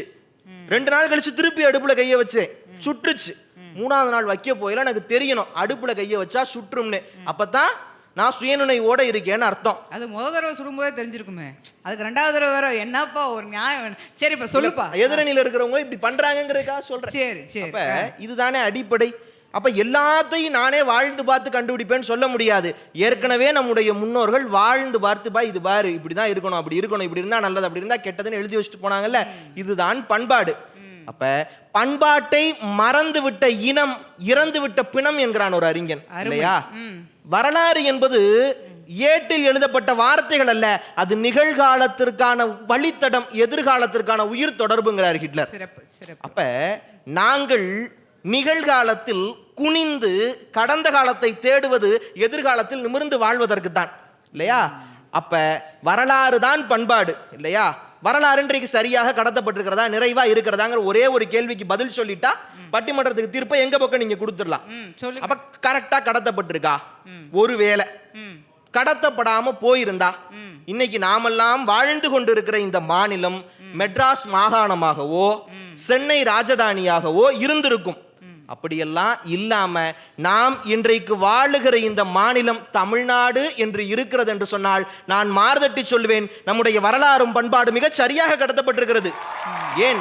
நம்முடைய நிலப்பரப்பு சிலப்பதிகாரத்தில் தமிழ்நாடு என்று சொல்லப்பட்டிருக்கிறது. தொல்காப்பியத்திற்கு உரை எழுதுகிற போது இளம்பூரணர் சொல்றாரு, குழப்பம் இல்லாத கேள்வியும் குழப்பம் இல்லாத பதிலும் எப்படா இருக்கணும்னா, நம் நாடு எது எனும் கேள்விக்கு தமிழ்நாடு என்று பதில் சொல்வது போல் அப்படின்னு அவர் எழுதுறாரு. அடுத்து பாரதி பாடுறான் என்ன, கம்பன் பிறந்த தமிழ்நாடு கல்வி சிறந்த தமிழ்நாடுன்னு பாடுறா. செந்தமிழ்நாடு என்னும் போது நிலை இன்ப தேன் வந்து பாயுது காது நிலைன்னு பாடுறா. அப்ப வரலாறு மிக சரியாக கடத்தப்பட்டதால் தான் நம்முடைய தமிழ்நாட்டிற்கு தமிழ்நாடு என்று பெயர் பெற்றிருக்கிறது என்று நான் சொன்னா நீங்க சந்தேகப்படலாம். இது நான் சொன்ன வரிகள் அல்ல, தமிழ்நாட்டிற்கு தமிழ்நாடு என்று பெயர் வைத்த போது சட்டப்பேரவையில் பேரறிஞர் அண்ணா பதிவு செய்த வரிகள் இவை. அப்ப நம்முடைய வரலாறு மிக சரியாக கடத்தப்பட்டிருக்கிறது. சரி, இது ஒண்ணு மட்டும் போதுமா அப்படின்னா இதை வச்சு நீங்க நம்ப வேண்டாம். நான் அதாவது ஒரு பழமொழி உண்டு, என்னன்னா சிங்கம் தன் வரலாறை எழுத கற்றுக்கொள்வதற்கு முன்பு வேட்டைக்காரன் எதை எழுதுறானோ அதான் வரலாறா இருக்கும் இல்லையா? அப்ப பெரும்பாலும் இந்தியாவினுடைய வரலாறு ஆங்கிலேயர்கள் எழுதினது. ஆங்கிலேயர்கள் எழுதிய வரலாறின்படி வேலூரில் நடந்தது கலகம், போராட்டம் கிடையாது. இதே ஒரு 50-60 வருஷத்துக்கு முன்னாடி நான் இங்க நின்று வேலூர் கழகம்னு பேசியிருந்தா எல்லாரும் அமைதியா இருந்திருப்பாங்க. ஆனா இன்னைக்கு நாங்க அப்படி இல்லை, பண்பாடுலையும் வரலாறுலையும் ஸ்ட்ராங்கா இருக்கோம். ஒருத்தர் எந்திரிச்சு சொல்லுவாரு, தம்பி இது வேலூர் கழகம் இல்ல வேலூர் போராட்டம்னு சொல்லுவாரு. நான் ஒரு 25-30 வருஷத்துக்கு முன்னாடி இந்தியாவில் நடந்த முதல் சுதந்திர போராட்டம் எது அப்படின்னா மங்கள் பாண்டே முன்னெடுத்த போராட்டம்னு சொல்லியிருந்தா எல்லோரும் கைதட்டி இருப்பீங்க. ஆனால் இன்றைக்கு வளரும் என் இளம் தமிழ் பிள்ளைகளிலிருந்து சொல்வார்கள், அதற்கு முன்னாடியே தமிழ்நாட்டில் ஒரு மறவன் இருந்தான், அவன் ஊருக்கு பேர் நெற்கட்டான் சேவல். ஏன் தெரியுமா? வெள்ளைக்காரன் வரி கட்ட சொன்ன போது டே உனக்கு ஒரு நெல்மணி கூட தரமாட்டேன்டான்னு சொன்னதுனால அவன் ஊருக்கு பேர் நெற்கட்டான் சேவல். முதல்ல சுதந்திரத்துக்காக போராடினது ஒரு தமிழன்டா, அவன் பேரு பூலித்தேவன் சொல்வதற்கு தமிழ்நாட்டில் ஆள் இருக்கிறார்கள். இன்னைக்கு ஜெனரேஷனுக்கு ஒரு போராட்டம் பத்தி தெரியும், அதுவும் நம்மளுடைய தமிழன வழி போராட்டம் தான். ஜல்லிக்கட்டு போராட்டத்தை யாரும் ஜல்லிக்கட்டு போர்னு சொல்லல, கழகம்னு சொல்லல, போராட்டம்னு சொன்னா அதுல தமிழனுடைய வீரமும் மரபும் ஜெயிச்சிச்சுன்னா இன்னைக்கு நம்மளுடைய தமிழுடைய பண்பாடு நிறைவா இருக்கு அப்படிங்கிறதுக்கான அந்த போராட்டத்தையும் சொல்லலாம். விவேகானந்தர் தான் பெரிய ஞானி என்று சொன்னால் எல்லோரும் கைதட்டி இருப்பார்கள். ஆனால் இன்றைக்கு சொல்லுகிறதுக்கு ஆள் இருக்கிறார்கள். விவேகானந்தரும் ஆகச்சிறந்த அறிஞர், குழப்பமில்லை. ஆனால் எங்கள் நாட்டில் பிறந்த வள்ளலாரும் ஒரு ஆகச்சிறந்த அறிஞர் என்பதில் குழப்பமில்லை என்று சொல்வதற்கு ஆள் இருக்கிறார்கள். இந்தியாவின் முதல் பெண் வீரன், அப்படி பெண் வீராங்கனை, அப்படி ஒரு பெண் அரசி, சிறந்த அரசி யாருன்னு ஒரு காலத்தில் கேட்டிருந்தா ஜான்சி ராணி என்று எல்லோரும் சொல்வார்கள். ஆனால் இன்றைக்கு சொல்வதற்கு தமிழ்நாட்டில் ஆள் இருக்கிறார்கள். ஜான்சி ராணியும் பெரிய வீரர் தான், பெரிய வீராங்கனை தான், பெரிய அரசி தான். ஆனா அவளை விட ஒரு ஆகச்சிறந்த பெண் அரசி எங்க ஊர்ல இருந்தா, எங்க நாட்டில் இருந்தா, எங்க மாநிலத்தில் இருந்தா யாரு தெரியுமா? வெள்ளையர்களோடு சண்டை போட்டு தன் இனத்தை மீட்ட ஒரே ஒரு பெண் என்கிற பெயரை இந்த பூமிக்கு பெற்று தந்த, இந்த தமிழ் நிலத்துக்கு பெற்று தந்த வேலுநாச்சியார் இருந்தார் என்று சொல்வதற்கு இன்றைக்கு ஆள் இருக்கிறார்கள் இல்லையா? இன்னைக்கு உணவு மாறி போச்சு, அப்படி சாப்பிட்றாங்க, இப்படி சாப்பிட்றாங்க, அதை சாப்பிட்றாங்க, வெளிநாட்டு உணவை சாப்பிட்றாங்க, யாருமே சரியில்லை சார் அப்படிங்கிறாங்க. ஒன்றே ஒன்றுதான், நாங்கள் ருசிக்காக வெளிநாட்டு உணவுகளை சாப்பிடுகிறோம், ஆனால் 3 வேளை பசிக்காக தமிழ்நாட்டு உணவை தான் சாப்பிட்டு கொண்டிருக்கிறோம். அப்படித்தான் இருக்கிறது எங்களுடைய பண்பாடு. நீங்க பாருங்க, இன்னைக்கு காலம் ரொம்ப மாறிடுச்சு. எது தெரியுமா? இன்னைக்கு பெருமை வயசானவங்க மத்தியில வாக்கிங் போயில நீங்க பக்கத்துல போய் கேட்டீங்கன்னா தெரியும், சார் இப்போலாம் நம்ம வீட்டில் மண்பானையில தான் சமைக்கிறது, காலையில இந்த சாப்பாடெல்லாம் சாப்பிட்றதுல கூழ் தான், கரெக்டாக 1 டம்ளர் கூழ் குடிக்கிறது, கொஞ்சம் கீரையை சாப்பிட்றது, அப்புறம் வாக்கிங் போகிறது, அப்புறம் வந்து இந்த சீனியெல்லாம் நம்ம சேர்த்துக்கிறதுல சார் அது உடம்புக்கு ஒத்துக்கிறதுல, நாட்டு சக்கரை தான், அப்படி தமிழ் மரபுல இப்படி சொல்வதுதான் இன்றைக்கு பெருமையாக இருக்கிறது. அப்ப இன்றைக்கும் எங்களுடைய தமிழ் பண்பாடு வாழ்ந்து கொண்டுதான் இருக்கிறது. அப்படிங்கிறதுக்கு இதை விட என்ன பெரிய சிறப்பு வேண்டும்? இப்ப நிறைவாக ஒரே ஒரு செய்தி. இன்றைக்கு உலகத்தில் தோன்றிய எத்தனையோ மொழிகள் அழிஞ்சு போச்சு. இயேசு பேசின மொழிக்கு லிபி கிடையாது. இன்னைக்கு இயேசு பேசிய மொழி இல்லை, அழிஞ்சு போச்சு. ஆனால் இத்தனை ஆண்டுகள் கழித்தும் குமரிக்கண்டம் அழிந்த பின்பும் கூட தமிழ் மொழி இணைந்து இன்றைக்கும் சிறப்பாக இருக்கிறதுனா என்ன காரணம்? ஒரே ஒரு சம்பவம் போதும், நம்முடைய கண்களில் இருந்து கண்ணீர் வராத ரத்தம் தான் வரும் அந்த சம்பவம். ஏன்னா இந்திய எதிர்ப்பு போராட்டம் தமிழ்நாட்டில் நடந்து கொண்டிருக்கிறது. கடுமையான போராட்டம், மக்கள் எல்லாம் வீதியில் இறங்கி போராடுறாங்க, காவலர்கள் தடியடி நடத்துறாங்க. ஒரு பெண்ணுக்கு, கர்ப்பிணி பெண், அவளுக்கு சாலையிலேயே கருச்சிதைவு ஏற்பட்டுருது. மிகப்பெரிய வருத்தம். மேடையில் பேசிய அறிஞர் அண்ணா சொன்னார், இந்த உலகத்திலேயே மொழி சிதைவு ஏற்படக்கூடாது என்பதற்காக கருச்சிதைவை தாங்கிய ஒரு இனம் இருக்கிறது என்று சொன்னால் அது தமிழ் இனமாக மட்டுமே இருக்க முடியும். அதனால் தான் அலுவல் போனால் போகட்டும், சலுகைகள் போனால் போகட்டும், தலைமுறை கோடி கண்ட என் அன்னை தமிழ் விடுதலையாகட்டும், போனால் என் உயிர் போகட்டும், என் புகழ் உடல் நிலையாகட்டும், தேனால் செய்த சொந்தமிட்டான் திக்கட்டும் புகழ் இருக்கட்டும், பிள்ளை பிறந்தேன் யாருக்காக, பெற்ற தமிழ் மொழி போருக்காக, உள்ளம் இருப்பதும் தோல் இருப்பதும் உயிர் நிகர் தமிழ் சீருக்காக என்று போராடினார்கள் என்று அண்ணா சொன்னார். அவர் சொல்லி எத்தனையோ வருஷம் ஆயிருச்சு. ஆனால் தமிழர்களுடைய குணம் மாறியதா என்றால் இல்லை. இன்றைக்கும் ஜல்லிக்கட்டுக்கு போராட்டம் வந்தபோது தமிழர்களெல்லாம் இறங்கி அதே வீரத்தோடு போராடினார்கள் என்றால் அந்த வீரம் எங்களுடைய பண்பாடு. அந்த வீரத்திற்குள் இருந்த கர்ப்பிணி பெண்கள் இந்த போராட்டத்தில் இருந்தாங்க, குழந்தைகள் இருந்தாங்க, இவர்களெல்லாம் பார்த்து கொண்டார்கள் இங்கே இருந்தவர்கள். அந்த ஈரம் தமிழர்களுடைய பண்பாடு. அத்தனை பேர் கூடியிருந்த கூட்டத்திலும் கூட என் தமிழ் இளைஞர்கள், என் தமிழ் மறவர்கள் கண்ணியத்தோடு இருந்தார்கள். இந்த கண்ணியம் தமிழர்களுடைய பண்பாடு இல்லையா? அப்ப நாங்கள் காலத்திற்கேற்ற புதுமைகளைத்தான் செய்கிறோமே தவிர எங்களுடைய வரலாற்றை நாங்கள் ஒருபோதும் மறந்து போகவே இல்லை என்பதை சொல்லி, ஏற்கனவே நிறைய இருக்கு சார், இப்போலாம் அட்வைஸ் பண்ணாலே பூமருங்கிறான். ஏற்கனவே எங்கள்கிட்ட நிறைய பண்பாடெல்லாம் இருக்கு, கரெக்டாக தான் இருக்கும். புதுசு புதுசா பண்பாடு கண்டுபிடிக்கிறேன். அப்ப நீங்கள் பண்பாடு என்று நினைத்து ஏதோ ஒன்றை திணிக்க முயற்சி செய்கிறீர்கள். தமிழ்நாட்டில் அது சாத்தியப்படாது. ஏனென்றால் எங்களிடம் பண்பாடு நிறைவாக இருக்கிறது. நன்றி, வணக்கம். மிகச்சிறப்பு, மிகச்சிறப்பு. அப்பா, வீரம் பற்றி பேசும்போது வீரம்னாலே தமிழர்கள் தான். அதுலேயும் அண்ணா பற்றி அண்ணா இதை சொன்னார் அதை சொன்னார்னு சொல்லும்போது காமராசர் அவர்கள் இருக்கிறார் இல்லையா, அவர் வந்துட்டு முதலமைச்சராக இருந்தபோது அவர்கிட்ட ஒருத்தரை கூட்டிகிட்டு போய் சிபாரிசு லெட்டர் வாங்கி தான் முன்னாடி எல்லாம் காலேஜில் சேர்ப்பாங்க. அப்போ கூட்டிகிட்டு போய் ஐயா அந்த பிள்ளை நல்லா படிக்கும், இந்த பிள்ளைக்கு எம்எஸ்சியில் கெமிஸ்ட்ரியில் ஒரு சீட்டு கொடுங்க அப்படின்னு சொல்லிட்டு இன்றைக்கி இருக்கக்கூடிய கமல்ஹாசன் சாருடைய அப்பா அவருடைய அண்ணனை கூட்டிகிட்டு போய் கேட்குறாரு. பார்த்துருக்காரு, நல்ல மார்க் வாங்கியிருக்காரு. அவருடைய உதவியாளரை கூப்பிட்ருக்காரு, இந்த பிள்ளை நல்ல மார்க் வாங்கியிருக்கு, இந்த பிள்ளைக்கு வந்துட்டு கெமிஸ்ட்ரியில் ஒரு சீட் ஒன்று கொடுங்க. உதவியாளர் சொன்னாராம் முடியாது. காமராஜர் ஏன்னு கேட்டாராம். இல்லை அது வந்துட்டு ஆல்ரெடி 24 பேர் வந்துட்டு இருக்காங்க அதில் ஆல்ரெடி. அங்கே லெபார்ட்ரி இருக்குது, அந்த லெபார்ட்ரியில் ஒரு நேரத்துக்கு 24 பேரை தான் வேலை செய்ய முடியும், படிப்பு கற்றுக்க முடியும். அதனால் இவங்களை கூட கொஞ்சம் போட்டாலும் நம்மக்கிட்ட அதை சொல்லிக் கொடுக்குற அளவுக்கு நம்மக்கிட்ட எக்யூப்மெண்ட்ஸ் இல்லை, அதனால் இந்த சீட்டை வந்து நம்மளால் போட முடியாதுங்கய்யா அப்படின்னு சொல்லியிருக்காரு. அப்போ காமராசர் வந்து படிக்காதவர் தானே, அவர் வந்து கேட்டாராம், சரி அவங்க எல்லாரும் எல்லா நேரமும் லேப்லேயே இருப்பாங்களா அப்படின்னு சொல்லி கேட்டிருக்காங்க. இல்லை, என்ன பண்ணுவாங்க, பாதி நேரம் கிளாஸில் இருப்பாங்க, ஏன் பாதி நேரம் வந்துட்டு லேபில் இருப்பாங்க. சரி, அப்போ இந்த ஒரு அப்பாயின்மெண்ட்டை போட்டுக்கோ, இது இல்லாமல் இன்னொரு 23 அப்பாயின்மெண்ட்டை போட்டுக்கோ. ஏன்னா அவங்க லேபில் இருக்கும்போது இவங்க கிளாஸ் ரூமில் இருப்பாங்க, இவங்க கிளாஸ் ரூமில் இருக்கும்போது அவங்க லேபில் இருப்பாங்கன்னு இன்னைக்கு இருக்கக்கூடிய ஷிஃப்ட் பேஸ் காலேஜை சொல்லி கொடுத்தவர் படிக்காத முதலமைச்சராக இருந்த காமராசர். அப்பையும் உதவியாளர் ஒத்துக்கல. இல்லையா அதை பண்ண முடியாது. ஏன் பண்ண முடியாது, இது எல்லாத்துக்கும் சட்டம் இயற்றணும், அதுக்கு ஜிஓ பாஸ் பண்ணாதான் இதை நம்ம வந்து பண்ண முடியும். சரி, நான் இந்த நாட்டினுடைய முதலமைச்சர் தானே, ஆமாம், நான் என்ன சொன்னனோ அதை டைப் பண்ணி எடுத்துட்டு வா, நான் கையெழுத்து போட்டுட்டு தரேன். நான் கையெழுத்து போடுறது தான் சட்டம், அதுதான் ஜீவோ, போய் பாஸ் பண்ணு போன்னு தான் பெறாத கல்வியை இந்த வையகம் பெறணும்னு ஒருத்தன் நினைச்சிருந்தானா அவ்வளவு மிகச் சிறப்பான தமிழர்களுடைய பண்பாட்டில் வந்த மரபு நாம் அதை எப்படி நம்ம விட்டு கொடுத்துட முடியும்னு மிக அருமையாக ரத்தின சுருக்கமாக பேசி முடிச்சாரு நம்மளுடைய கோவிந்தன் அவர்கள். இவங்களுக்கு பதில் சொல்லணும்ல, அதற்காக இல்லைங்க இன்னும் தேவைப்படுது, இவ்வளோ சொல்லியும் தேவைப்படுதுன்னு சொல்கிறதுக்கு ஒரு பெரிய தைரியம் வேணும். அந்த தைரியத்தோடு வரவங்க இவங்க. கவிதை புனைதல், பேச்சாற்றல், ஒரு சிறந்த நாட்டுப்புற பாடகரும் கூட நான் இன்னைக்கு நம்ம பார்க்க போகிறோம். முத்துக்கல்யாணி இன்னும் தேவைப்படுது அப்படிங்கிறதுக்காக பேச வராங்க. ஏழ்கடல் வைப்பினும் தன்மனம் வீசி இசை கொண்டு வாழியவே எங்கள் தமிழ்மொழி எங்கள் தமிழ்மொழி என்றென்றும் வாழியவே என்று என் தாய் தமிழை வாழ்த்தி வணங்கி அவையினருக்கு வணக்கங்கள் கூறி பேச்சாளர்களுக்கும் நடுவர்களுக்கும் வணக்கத்தை கூறி அனைவருக்கும் இனிய தமிழர் திருநாள் வாழ்த்துக்களை கூறி இன்றைய காலத்தில் தமிழ் பண்பாடு இன்னும் தேவைப்படுகிறது என்ற தலைப்பில் என் வாதத்தினை முன்வைக்கின்றேன். முதல்ல பேசின மணிகண்டான்னு சொன்னாங்க, எங்கள் வீட்டில் இருந்து பலகாரம்லாம் அடுத்த வீட்டுக்கு போகும் அப்படின்னு. அது ஒன்றும் அன்போட காரணமாலாம் இல்லை, வீட்டில் நிறைய செஞ்சு வச்சுருப்பாங்க, எப்படி தள்ளி விடுறதுன்னு தெரில, சரி கொடுத்துருவோம், அவங்களுக்கு கொடுத்தாவது நம்ம வீட்டில் இருக்கிற பண்டம் மிச்சமாகுமே, மற்றவங்களுக்கு கொடுக்கலாம் அப்படிங்கிறது அந்த நோக்கத்தில் தான் கொடுக்காங்களே தவிர ஒரு அன்போட பாசத்தோட என் வீட்டு சாப்பாடு எவ்வளோ ருசியாக இருக்குது பாருங்களேன் அப்படின்னு ருசித்து பார்க்கலாம் இங்கே யாரும் கொடுக்கல. ஏதோ ஒரு தள்ளி விடுற காரணத்தில் தான் இன்றைக்கி பலகாரம் பரிமாறப்பட்டுட்டே இருக்குது. நம்ம நாராயண கோவிந்தன் அவங்க சொல்லியிருந்தாங்க, எப்படி வச்சாலும் பொங்கல் பொங்கல் தான் அப்படின்னு சொன்னாங்க. அது எப்படி இருக்குன்னா, மாப்பிள்ளை இவர் தான், ஆனால் இவர் போட்டிருக்கிற சட்டை என்னது அப்படிங்கிற கதை மாதிரி தான் இருக்குது. அதே மாதிரி சொன்னாங்க, தமிழ்நாடு அப்படின்னு பெயர் வச்சுட்டோம், தமிழ் பண்பாடை தலை நிமிர்த்திட்டோம் அப்படின்னு சொன்னாங்க. தமிழ்நாடுன்னு பெயர் வச்சாச்சு தான், ஆனால் தமிழ்நாட்டில் எத்தனை வீதிகளில் தங்களோட கடைகளில் தமிழ் பெயர் பலகை வச்சிருக்கிறாங்க. இதுல இருந்தே தெரிய வேண்டாமா தமிழ் பண்பாடு இன்னும் தேவைப்படுது அப்படின்னு.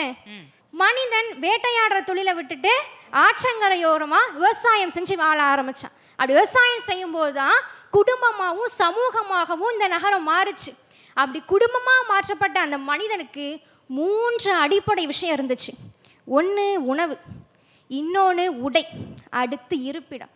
இந்த 3 தான் ஒருத்தரோட வாழ்வியல் என்ன அப்படின்னு மற்றவர்களுக்கு காட்டுறதுக்கான ஒரு அடித்தளமாக அமையுது. இப்போ உணவுன்னு எடுத்துக்கிட்டிங்கன்னா, நம்ம பழமொழி கூட சொல்லுவாங்க, நொறுங்க தின்றால் 100 வயது அப்படின்னு. அதை இன்னைக்கு பசங்க எப்படி புரிஞ்சிருக்காங்கன்னா, நல்லா சாப்பிட்றாங்க. எப்படி சாப்பிட்றாங்கன்னா, நம்ம சாப்பிட்ற அந்த சாப்பாடு வயிறு நிறைஞ்சி அந்த சட்டை பித்தாலாம் நொறுங்கி விழுற அளவுக்கு சாப்பிட்றாங்க நடுவர் அவர்களே. அப்படி தான் எனக்கு தப்பு தப்பாக புரிஞ்சுக்கிட்டு இன்னைக்கு தமிழ் பண்பாடு இன்னும் தேவைப்படுது அப்படின்னு சொல்லக்கூடிய நிலைமையில வந்து பார்த்தீங்கன்னா சட்டையில வந்து பட்டன் போடல அப்படின்னா ஃபர்ஸ்ட் பட்டன் தம்பி இங்க பாரு சட்டை பட்டன் கலந்துருக்கு பாரு போடு அப்படிம்பாங்க. சட்டையில பட்டன் இல்லைனாலே வறுமை கோட்டுக்கு கீழே வாழ்றாங்க, அவ்வளோ கஷ்டமான குடும்பம்னு நினைப்போம். இன்னைக்கு சட்டையில பட்டனை திறந்து விட்டாலே இருந்து ஃபேஷன் சொல்லிட்டு சுத்துறாங்க. இல்லை எங்கப்பா பண்பாடு நிறைவா இருக்கு. ஆமா நடுவர்களே, அதனால தான் சொல்றேன் இன்னும் தமிழ் பண்பாடு தேவைப்படுது அப்படின்னு. நான் அமெரிக்கால யுனெஸ்கோ அப்படின்னு ஒரு நிறுவனம் இருக்கு. அந்த யுனெஸ்கோ நிறுவனம் ஜனவரி மாதம் வேட்டி தினம் கொண்டாடுங்கடா அப்படின்னு ஒரு அறிவிப்பை விட்டாங்க. அன்னைக்கு அந்த அறிவிப்பை விட்டதுலேருந்து இன்னைக்கு வரைக்கும் ஒவ்வொரு கல்லூரியிலையும் அந்த ஜனவரி 6ஆம் தேதி மாணவர்கள்லாம் வேட்டியை கட்டிட்டு போஸ்ட் கொடுக்குறது என்ன, கண்ணாடி போடுறது என்ன, செல்ஃபி எடுக்கிறது என்ன, இன்ஸ்டாகிராமில் அப்லோட் பண்ணுறது என்ன, வாட்ஸ்அப்பில் ஸ்டேட்டஸ் வைக்கிறது என்னன்னு அந்த ஒரு நாள் தான்.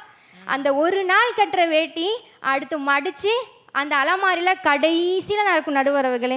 அடுத்து கொஞ்ச நாள் கழித்து பார்த்தீங்கன்னா அது கிழிஞ்சி கந்தலாகி அம்மாவோட இட்லி துணிக்கு அது பேரும். இப்படி தான் இருக்குது நம்மளோட உடைக்கான ஒரு பண்பாடு. எப்படி இங்கிலாந்துக்காரன் சொல்லி நம்ம வேட்டியை கலட்டி பேண்ட் ஷர்ட் போட்டோமோ, அமெரிக்காக்காரன் சொல்லி அந்த வேட்டியை நம்ம கட்டுறோம் அப்படின்னா இதில் தமிழர்களுக்கான அந்த பண்பாடை நம்ம எப்போ உணர்ந்து செயல்படுறோம் நடுவர் அவர்களே. அதனால தான் சொல்கிறேன் தமிழ் பண்பாடு இன்னும் தேவைப்படுது அப்படின்னு. அடுத்து பார்த்தீங்கன்னா இருப்பிடம். நம்ம தமிழர்களோட ஒரு வீடோட அமைப்பு எப்படி இருக்குன்னா, முன்னாடி பெரிய வாசல் இருக்கும் கோலம் போடுறதுக்கு, 2 பக்கத்துலேயும் திண்ணை வச்சுருப்பாங்க. உள்ளே போனீங்கன்னா வாழக்கூடிய அந்த லிவிங் ரூம் வாழும் இடம் வந்து பெருசாக இருக்கும். ஒவ்வொருத்தருக்கும் அறை வச்சுருப்பாங்க, சமையல் அறை இருக்கும். ஆனால் இன்றைய காலத்தில் இருப்பிடம் எப்படி இருக்குது? திண்ணையா அப்படின்னா என்னையா அப்படின்னு கேட்குற அளவு மாறிட்டு நடுவர் அவர்களே. இப்போ சென்னையில் பார்த்தீங்கன்னா தக்ஷன் சேத்திரன்னு ஒரு இடம் இருக்குது. பொதுவாக மியூசியத்தில் என்ன வைப்போம்? நம்ம எதெல்லாம் பயன்படுத்தலையோ, எதெல்லாம் நம்ம தொலைச்சிட்டோமோ அந்த மாதிரி பொருட்களை தான் மியூசியத்தில் வைப்போம். அப்போ தமிழர்களோட ஒரு வீட்டை ஒரு மியூசியத்துக்குள்ளே வச்சுருக்காங்கன்னா நம்ம இருப்பிடத்திற்கான பண்பாடு எங்கே போயிடுச்சு? நம்ம தமிழ்நாட்டில் திருவிழா எப்படி எடுக்கும்? வீட்டுக்கும் மாட்டுக்கும் வண்ணம் அடிப்போம், வயசு பையனை பார்த்தாக்க கண்ணும் அடிப்போம், ஓடுற ஆத்துல கையில பிடிப்போம், களத்தில் சீருற காலையோட திமிழ பிடிப்போம், மொட்டடிச்சு காது குத்தி பொங்கல் வைப்போம், அந்த பொங்க சோத்த திங்கையில துன்பத்தை மறப்போம், அந்த பொங்க சோத்த திங்கையில துன்பத்தை மறப்போம் அப்படின்னு ஆட்டமும் பாட்டமும் இருந்தது தான் நம்மளோட திருவிழாக்கள். ஆனால் இப்போ திருவிழாக்கள் எப்படி இருக்குது சொல்கிறாங்க, ஒரு கவிஞர் அழகாக சொல்கிறாங்க, திருவிழாவில் காணாமல் போன குழந்தைகளை விட திருவிழாவே காணாமல் போன இடங்கள் தான் இன்றைக்கி தமிழ்நாட்டில் அதிகம் அப்படின்னு. அப்படி திருவிழா எங்கேன்னு கண்டுபிடிக்கிற அளவு மாறிட்டுனா இன்றைக்கி தமிழ் பண்பாடு நிறைவாக இருக்குன்னு எப்படி நீங்கள் சொல்லலாம் நடுவர் அவர்களே? வரலாற்றில் நம்ம கால்களுக்குன்னு ஒரு மிகச்சிறந்த இடம் உண்டு. ஏன் அப்படி காலுக்கு ஒரு மிகச்சிறந்த இடம் உண்டுன்னா, ஆதி மனிதன் 4 கால்களால் நடந்தான். அப்படி நடந்ததுக்கு அப்புறமா நான் மனுஷனா அப்படின்னு உயரும்போது அந்த 2 கால்களையும் விடுவித்து அதற்கு கைகள் அப்படின்னு ஒரு உருவம் கொடுத்தான். அந்த கைகளுக்குன்னு ஒரு பயன்பாடை நம்ம தமிழகம் வளர்த்தது தான் இந்த வணக்கம் வைக்கிற ஒரு முறை. அப்படி இந்த வணக்கம் வைக்கிற முறைக்கும் தமிழுக்கும் ஒரு முக்கிய ஒரு ஒற்றுமை இருக்குது. என்னென்னா, வணக்கத்துக்கும் தமிழுக்கும் வல்லினம் இருக்குது, மெல்லினம் இருக்குது, இடையினம் இருக்குது. ஆனால் இந்த 2லையுமே உயிரெழுத்து இருக்காது. ஏன்னா அதை நம்ம சொல்கிற அந்த உயிரோட்டத்தில் தான் அதுக்கு நம்ம உயிர் கொடுக்குறோம் அப்படிங்கிறதுல இருக்குது. ஆனால் அப்படி நம்ம இன்றைக்கி வணக்கம் வைக்கிறோமா? வீட்டுக்கு யாராவது சொந்தக்காரங்க வந்தாங்கன்னா வாங்க இப்போ தான் வந்தீங்களா அப்படின்னு தான் இன்றைக்கி நம்மளோட விருந்தோம். பரவாயில்ல, இப்போல்லாம் முன்னாடிலாம் நல்லா இருக்கீங்களா அப்படின்னு கேட்டால் நாங்கள் நல்லா இருக்கோம் அப்படின்னு சொல்லுவோம், எல்லாரும் சந்தோஷப்படுவாங்க. இப்போல்லாம் எவனாவது நல்லா இருக்கீங்களான்னு கேட்டால் நல்லா இருக்கேன் அப்படின்னா இவெல்லாம் எப்போ நல்லா இருக்கான்னு போறாம தான் போடுறாங்க. இப்போது சிங்கப்பூரில் பார்த்தீங்கன்னா 2023 வருஷத்தில் தமிழ் மொழிக்குன்னு ஒரு விழா எடுத்தாங்க. சும்மா 1 நாள் 2 நாள் இல்லை, 1 மாதம் அந்த விழா நடந்துச்சு. அந்த விழாக்களில் தமிழர்கள் பண்பாடை எப்படிலாம் கடத்தணுமோ அப்படிலாம் கடத்துனாங்க. அந்த நாடு சொல்லலாம் தமிழ் பண்பாடு நிறைவாக இருக்குன்னு. இப்போ மலேசியாவில் பார்த்தீங்கன்னா மலேசியா கூட்டுறவு சங்கம் அப்படின்னு ஒரு சங்கம் வச்சு கடந்த 34 வருடமாக உலக அளவில் சிறந்த தமிழ் படைப்புக்கு 1 கோடி மதிப்பிலான பரிசு தொகையை கொடுக்குறாங்க. அவங்க சொல்லலாம் தமிழ் பண்பாடு நிறைவாக இருக்குன்னு. ஆனால் தமிழ்நாட்டில் இருந்துக்கிட்டு தாம் பெத்த பிள்ளைக்கு தமிழில் பெயர் வைக்காம தமிழில் ஒரு நிமிஷத்துக்கு மேலே எந்த விதமான ஆங்கில கலப்பும் இல்லாமல் பேச முடியாத ஒரு தமிழன் சொல்லக்கூடாது. இன்றைக்கு தமிழ் பண்பாடு நிறையா இருக்குன்னு.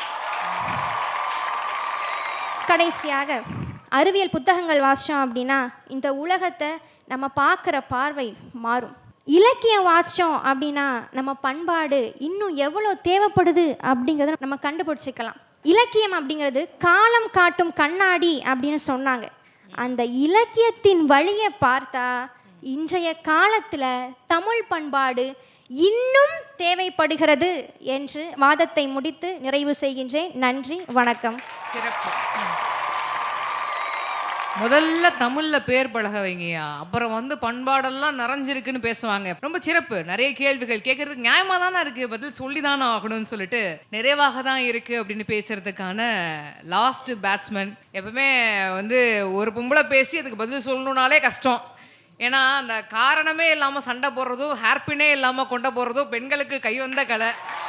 ஆனால் அதை தாண்டி அதுக்கு பதில் சொல்கிறதுக்கு ஒரு பெரிய வீரம் வேணும், ஒரு பெரிய திறனி வேணும், எல்லாம் வேணும், பொறுமை வேணும், எல்லாம் வேணும். அப்படி இருக்கக்கூடிய ஒரு நபரை தான் இன்னைக்கு நம்ம கூப்பிட போகிறோம். பண்பாடு இன்னும் நிறைவாகத்தான் இருக்குது அப்படின்னு இந்த அணியிலேருந்து நிறைவாக பேசுவதற்கு முன்னாள் குடியரசுத் தலைவர் டாக்டர் ஏபிஜே அப்துல் கலாம் ஐயா கிட்ட பரிசு பெற்ற ஒரு பேச்சாளர். இதுக்கே பெருசாக கைத்தட்டிடலாம்.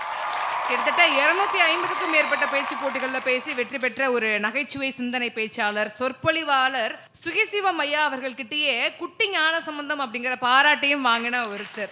ஸோ அப்படிப்பட்ட பேச்சாளர் நாகமுத்து பாண்டியன் அவர்களை பண்பாடு இன்னும் நிறைவாதான் இருக்கு அப்படிங்கிறதுக்காக பேசுறதுக்காக அழைக்கிறோம். பெரிய கைத்தட்டலோட வாங்க நாகமுத்து பாண்டியன். அருமையான இந்த பட்டிமன்றத்தினுடைய நடுவர் அவர்களே, எண்ணணி எதிரணி பேச்சாளர் பெருமக்களே, புத்துணர்ச்சி மிக்க ரசிக பெருமக்களே, உங்கள் அனைவருக்கும் என் இனிய பொங்கல் திருநாள் நல்வாழ்த்துக்களும் வணக்கங்களும். நடுவர் அவர்களே, இன்றைக்கு நாம் பொங்கல் பண்டிகையை கொண்டாடிக்கிட்டு இருக்கோம். இருப்பவன் இல்லாதவன் என்கிற பாகுபாடு இல்லாமல் எல்லோரும் மகிழ்ச்சியாக கொண்டாடக்கூடிய ஒரு பண்டிகைனா அது பொங்கல் பண்டிகை மட்டும்தான். காரணம் என்னன்னா, சிலர் வீடுகளில் மத்தாப்பு கூட தரையில் பூக்கும், சில வீடுகளில் வானத்தில் பூக்கும், சில பேருக்கு பூக்கவே பூக்காது. ஆனால் பொங்கல் அப்படி அல்ல. வச்சவன் வீட்டில் எல்லாத்துலேயும் ஒரே மாதிரியா பூக்கும். அதுதான் பொங்கல். வெளிநாட்டில் இருந்து தமிழகத்துக்கு பொங்கல் அன்னைக்கு மாலையை போட்டுக்கிட்டு நெத்தியில் திலகம் வச்சுக்கிட்டு டம் டம்னு ஆடுறானே, என்ன நீங்கள் சொன்னீங்க? இறைவனுக்கு எந்நாட்டவருக்கும் இறைவா போற்றி. நான் சொல்கிறேன், பண்டிகைக்கு எந்நாட்டவருக்கும் பொங்கலே போற்றி. கை தட்டுங்க.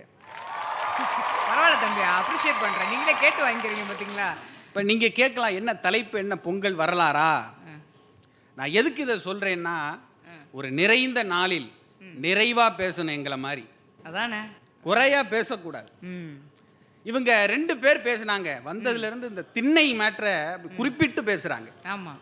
ஏன் அவங்களுக்கு அந்த திண்ணை மேலே அக்கறைன்னா, இந்த திண்ணையில் இருக்கும் பார்த்தீங்களா கிழவி, அந்த கிழவியுடைய மனநிலையில தான் இவங்க இருக்கிறாங்க. அதுதான் எதையாவது குறை சொல்லிக்கிட்டே இருக்கு. இல்லை, அந்த கிழவிகள் தான் பல ஊர்களில் சிசிடிவி கேமரா தெரியுமா, இங்கே என்ன நடந்துச்சு தெரியுமா, அங்கே என்ன நடந்துச்சு தெரியுமாங்கிற தகவல் பரிமாற்றமே கிளவிக்கிட்டது தான் ஆரம்பிக்கும்.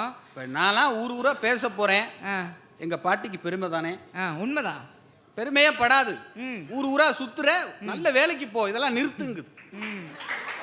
அந்த மனநிலையில தான் இவங்க இருக்கிறாங்க. குறையா சொல்றீங்க. குறை எதை? ஏமா என்ன பண்ணாலும் இப்படியாமா போடுவீங்க?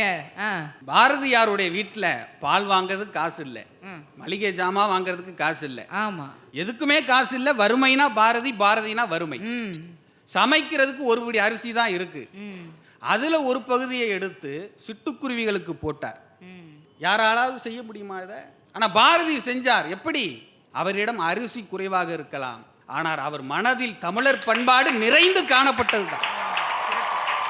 ஆக நாங்கள் பாரதியை போல் எங்கள் மனதில் தமிழர் பண்பாடு நிறைந்து காணப்படுகிறது. உங்கள் மனதில் காட்டு தீயாக வன்மமும் குறைகளும் தான் பரவி கிடக்கு. அதெல்லாம் ரொம்ப தப்பு. இன்றைக்கு தமிழர் பண்பாடு நிறைந்து காணப்படுகிறது அப்படிங்கிறதுக்கு ஒரே ஒரு சான்று சொல்கிறேன். நீங்கள் ஒரு கல்லூரி முடித்த மாணவர்கிட்டையோ மாணவிகிட்டையோ போய் கேளுங்க, கல்லூரி நாட்களில் நீங்கள் மகிழ்ச்சியாக இருந்த நாள் எது? உடனே சொல்லுவாங்க, எங்கள் கல்லூரியில் சமத்துவ பொங்கல்னு ஒன்று கொண்டாடுவாங்க. அப்போ ஆண்கள்லாம் வேட்டி சட்டை போட்டுக்கிட்டு, பெண்கள்லாம் புடவை கட்டிக்கிட்டு அப்படி கிரவுண்டில் ஒரு பாட்டை போட்டுக்கிட்டு எல்லாரும் சேர்ந்து ஆடுவோம். அதுதான் மறக்க முடியாத நாள். இப்போ நான் படிக்கிறப்பெல்லாம் அந்த தையத்துக்கு தைய தீயத்துக்கு பொங்கலோ பொங்கல் அந்த பாட்டு தான். இப்போல்லாம் லேட்டஸ்ட் பாட்டு போடுவாங்க. நீங்கள் கற்பனை பண்ணி பாருங்க. இந்த எதிரணியில் இருக்கிற 3 பேரும் அப்படி கருப்பு கலரில் ஒரு கண்ணாடி போட்டுக்கிட்டு கூலிங் கிளாஸ் போட்டுக்கிட்டு அப்படி புடவை எடுத்து அப்படி சொருகிட்டு திருச்சி வந்தல்லோ, திண்டுக்கல் வந்தல்லோ, பொங்கல் வந்தல்லோ, புத்தாண்டு வந்தல்லோ. எப்படி இருக்கு அந்த வைபு? அந்த வைபு சொல்லும் இன்னைக்கு தமிழருடைய பண்பாடு நிறைந்திருக்கிறது. இன்னைக்கு எல்லாரும் மகிழ்ச்சியா இருக்கிறாங்க. நான் இந்த பட்டிமன்றத்துக்கு வர வழியில் ஒரு ரீல்ஸ் பார்த்தேன். ஒரு கணவர் என்ன பண்றாரு, டைனிங் ஹாலில் ரொம்ப பரிதாபமா 2 காஞ்ச தோசையை வச்சுக்கிட்டு அந்த அம்மா பாட வேண்டிய பாட்டை இவர் பாடுறாரு. மல்லிப்பூ வச்சு வச்சு வாடுது, தோசை ரொம்ப நேரமா காயுது, எப்ப சட்னி அரைப்பத எப்ப கொண்டுட்டு வந்து வப்ப. சிக்னல் விடுறாரு சமையல் அறைக்கு. அவங்க அப்பதான் மிக்ஸி ஜாரில் சட்னி அரைக்க ஆரம்பிக்கிறாங்க. அதாவது பாருங்க, தோசையை சுட்டு கொடுத்துட்டு தான் சட்னி அரைக்க ஆரம்பிக்கிறாங்க. அந்த சட்னி எப்படி எடுத்துட்டு வர்றாங்க பாருங்க. இந்த கோவில் அக்னி சட்டி எடுத்து ஆடி வருவாங்க பாத்தீங்களா, நைட்டியே லுங்கி மாதிரி மடிச்சு கட்டிக்கிட்டு. எனக்கே கொஞ்சம் பகீர்னு ஆயிடுச்சு. அந்த மிக்ஸி ஜார் அப்படி கோயில் அக்னி சட்டி எடுத்துட்டு ஆடி வர மாதிரி இவர் பாட வேண்டிய பாட்டை அந்த அம்மா பாடுறாங்க. ஏ 10 தலை பாம்பா உன்னை கொத்தி திங்க போறே மச்சான், ஏ மச்சான் மச்சான் மச்சான் மச்சான் மச்சான் மச்சான். சட்னி ஹால் ஃபுல்லா சேதறி. அந்த நேரம் பார்த்து என்ன சத்தம் என்ன சத்தம்னு மாமியார் வர்ற, சட்னியில் காலை வச்சு வலிக்கு விழ, மாமியாரை தூக்க மாமனாரை அரடவுசரை போட்டுக்கிட்டு வர்றார். இதை எடுத்து போடுறான், 1 மில்லியன் வியூஸ் போகுது. எப்படி மாமியாரும் லுங்கி தான் கட்டியிருந்தாங்களா? ஆமாம், அவங்களும் அதே தான். பாருங்க, குடும்பம் இன்னைக்கு யார் மருமகை யார் மாமியார்னு தெரியல, அவ்வளவு மகிழ்ச்சியாக இருக்கிறாங்க. ஆக தமிழருடைய பண்பாட்டை, குடும்ப கட்டுப்பாட்டை நாங்கள் இன்னைக்கு மகிழ்ச்சியாக அட்வான்ஸாக கொண்டு போகிறோம்.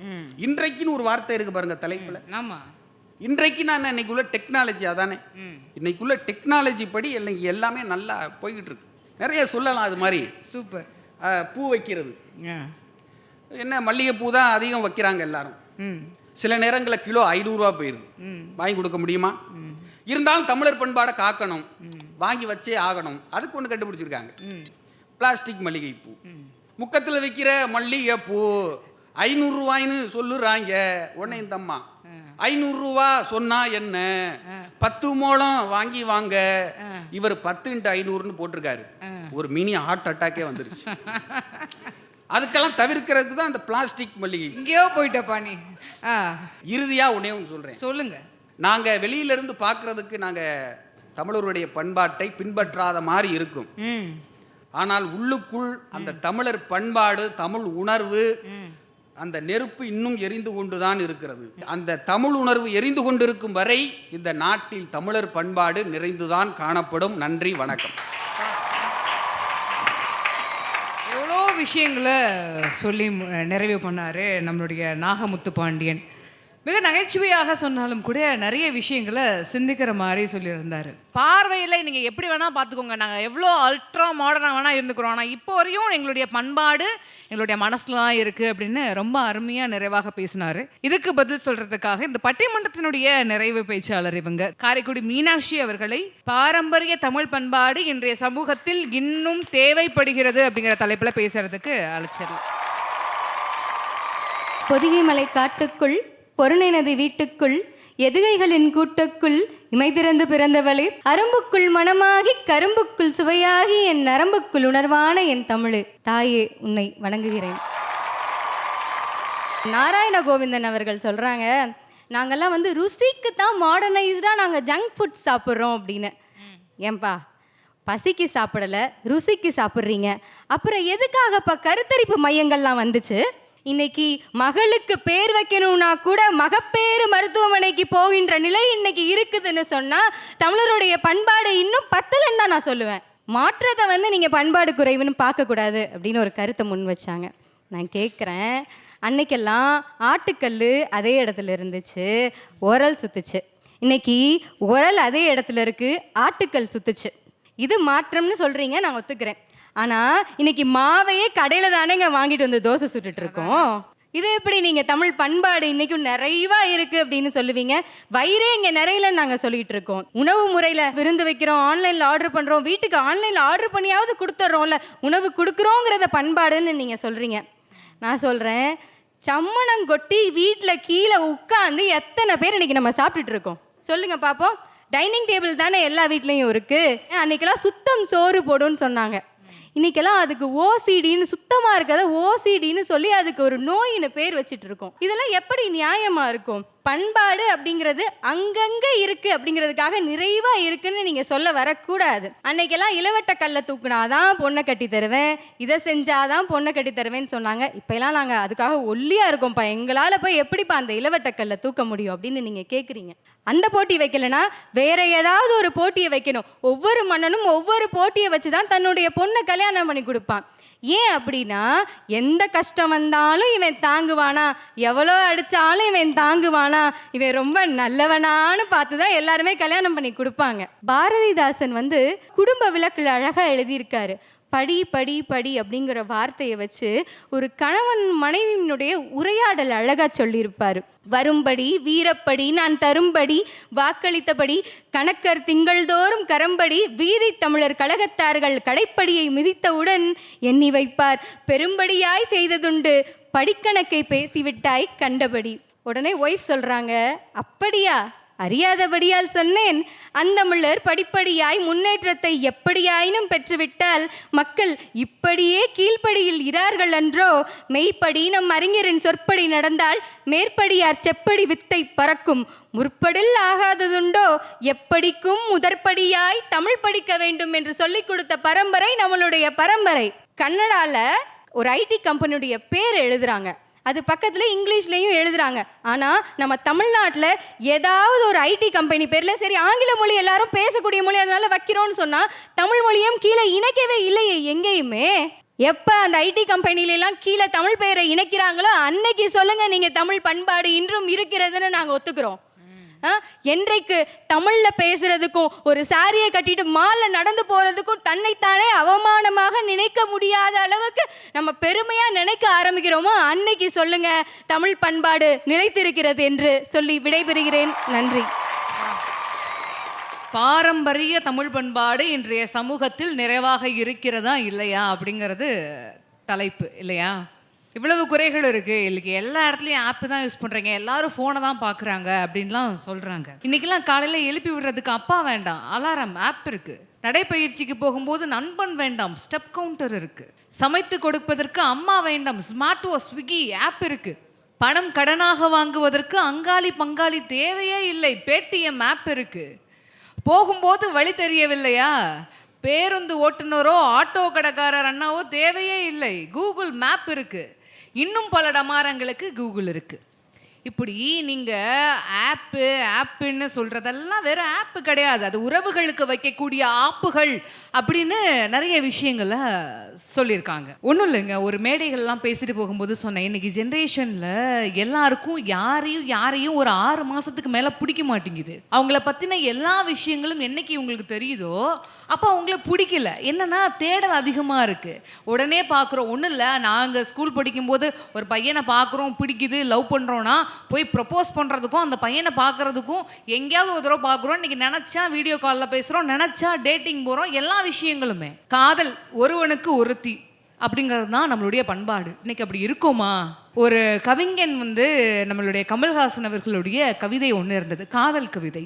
முதல் தீண்டலில் உடல் சிலிர்த்து வெக்கத்தில் புன்னகைத்து கடற்கரையில் காற்று வாங்கி கைப்பிடித்து பரவசமாய் காது பிடித்து மெல்ல தெருகி கண்ணீரோடு கட்டி அணைத்து இடிக்கு பயந்து தோளில் சாய்ந்து பேசாமல் இருந்து தவிக்க விற்று கோவில் சுற்றி குளம் சுற்றி துப்பட்டாவில் குடைபிடித்து புத்தகத்தில் கடிதம் மறைத்து மணிக்கணக்கில் தொலைபேசி அப்பாவின் அதட்டலுக்கு அஞ்சி அவர் ரொம்ப நல்லவருமா என அம்மாவிடம் சொல்லி அழுது புலம்பி ஒரு வழியாக வெற்றி பெறுகின்ற திருமணங்கள் போல இனிப்பதில்லை.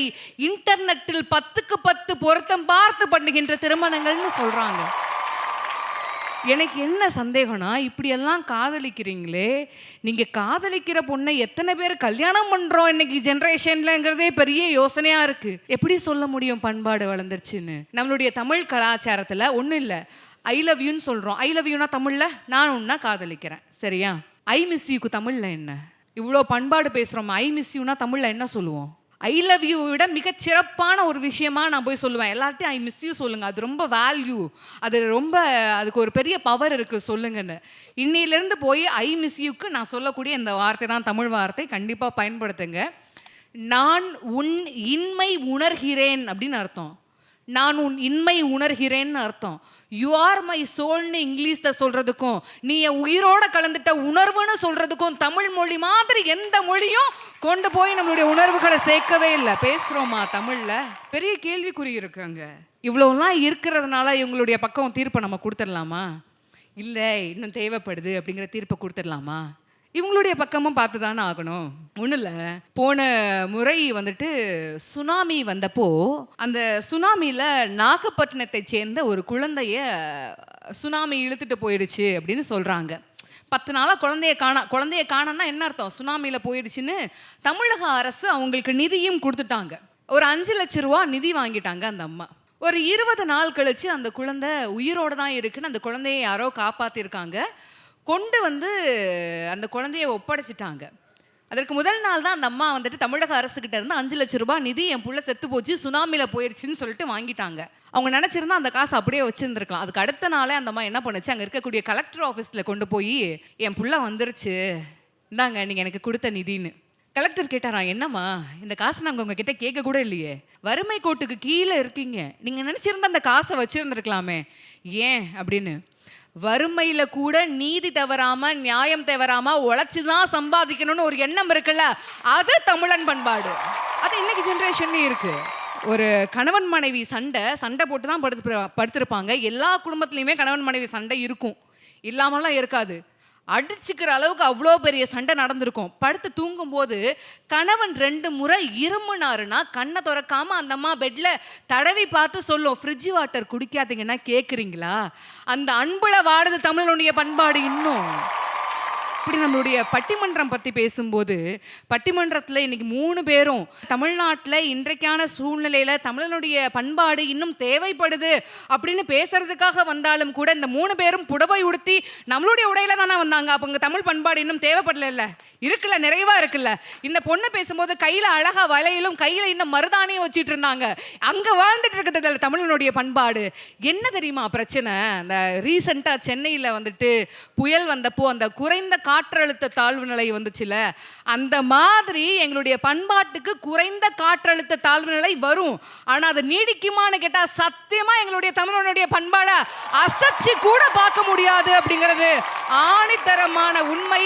தமிழும் தமிழனும் இருக்கும் வரை தமிழனுடைய பண்பாடு நிறைந்தே இருக்கும் என்பதை தீர்ப்பாக சொல்லி, வித்தாய் மலர் கொத்தாய் உயிர் கொடுத்தாய் என்னை வளர்த்தாய் கல்வி கற்பித்தாய் அன்னம் கொடுத்தாய் இதயம் மலர்வித்தாய் என்னை மகிழ்வித்தாய் வாழ்வில் நிலைத்தாய் ஊரை காத்தாய் உயர்ந்தாய் சிறந்தாய் நின்றாய் அவள்தான் என் தமிழ்தாய் என் தமிழ்தாய் என் தமிழ்தாய் என்று சொல்லி வாய்ப்பிற்கு நன்றி பாராட்டி விடைபெறுகின்றேன். அனைவருக்கும் இனிய பொங்கல் திருநாள் வாழ்த்துக்கள். நன்றி, வணக்கம். இந்த மாபெரும் பொங்கல் தின சிறப்பு பட்டிமன்றத்தில் பேசிய பேச்சாளர்கள் அனைவருக்கும் ஹெல்கேன் நிறுவனம் வழங்கக்கூடிய நினைவு பரிசு.